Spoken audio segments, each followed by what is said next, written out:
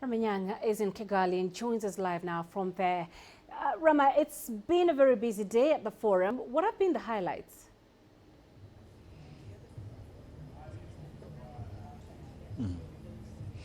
Some very interesting highlights here for you, Penina. A conversation on income inequality, of course, was one of the main highlights of the conversation in the afternoon. The president of Kenya, Uhuru Kenyatta, was on that panel, along with Oxfam's executive director, Winnie Byanyima. She made a very passionate argument about what essentially would be best described or summed up as state capture by private interests, especially referring to the close relationship between the state and, of course, corporations right across Africa. However, the conversations tomorrow will actually now break down into sectors, and actually going to be focusing on that in a lot more detail. But let's start with a conversation on trade with Arantxa Gonzalez from the International Trade Center. Thank you for your time. Great to see you. Trade facilitation is something we talk about a lot of the time. How do small and medium-sized enterprises, even countries, manage to actually harmonize trade procedures across the board? All of this is something that someone has to pay for. That's right. How do regional economies do it? Well, it has to be a mix of public and private sector. There are things that the private sector would be interested in covering because they would see in it a good investment with a good return for the future. But there will be market failures that governments will have to step in and finance because private sector are not going to do that. The important thing as regards trade facilitation is that we look at hard infrastructure as well as soft infrastructure. It's not enough to do the roads and the railroads and the harbors. You also need to make sure that the procedures that are going to run the harbors, the ports, the customs offices also mean reduced costs for small and medium enterprises. Indeed, and SMEs, of course, at the same time, most of employment across sub-Saharan Africa comes from them. And at the same time, the bulk of our economies are based around agriculture. But governments, for some reason, find it very difficult to let these people trade right across borders. When you talk to governments, especially in this part of the world, what reasons do they give you for trying to protect these small and medium-sized enterprises, even small-scale farmers? Well, very often it's because these small-scale farmers are not capable of sustaining competition. And what needs to happen in this continent is to transform subsistence agriculture into agro-industry. We need to industrialize agriculture, and in the right sense of the word, we need to move from raw commodities into value-added agricultural products. We've seen this in a country like Rwanda, not exporting coffee beans that go into an auction, but rather exporting packaged, grounded coffee that you and I are going to be interested to pay much more for.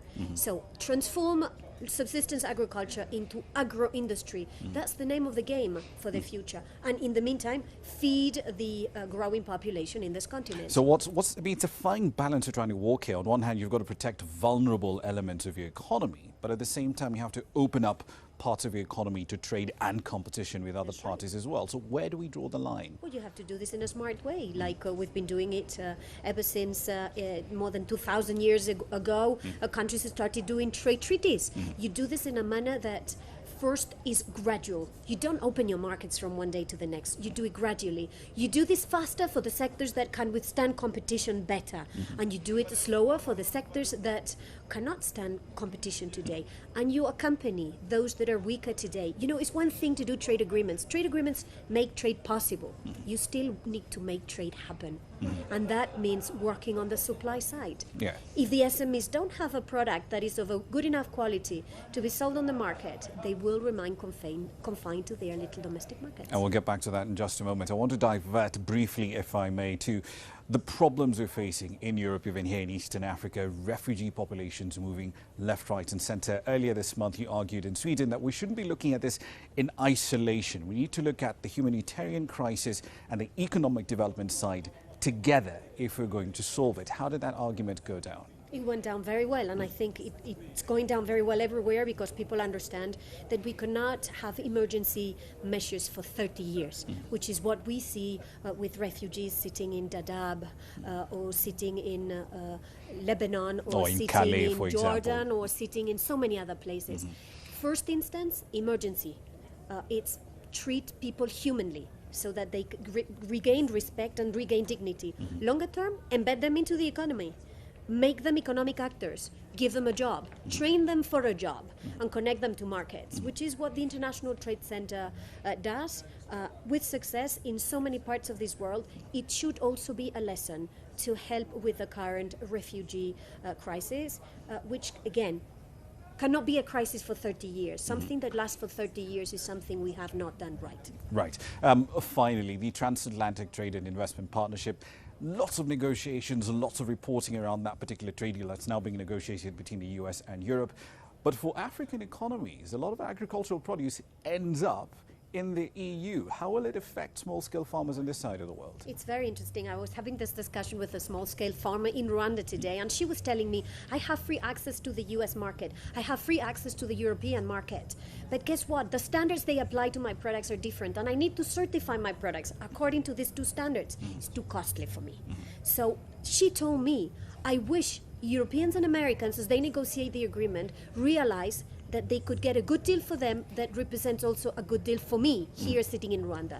So I think it's a very interesting angle that maybe the negotiators on the EU and US side have not really thought about, which is as they decide what's the right level of a standard for products, for services, they may also be setting the benchmark that others could follow in a cheaper way.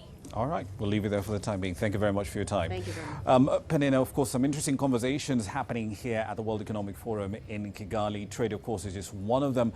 Tomorrow, we'll be making a deep dive into specific sectors, education and healthcare being one of them, manufacturing as well. So plenty to look forward to here in Kigali. Back to you. All right, Ramah Nyang live there in Kigali. Many thanks, Ramah, and certainly looking forward to link up with you again tomorrow.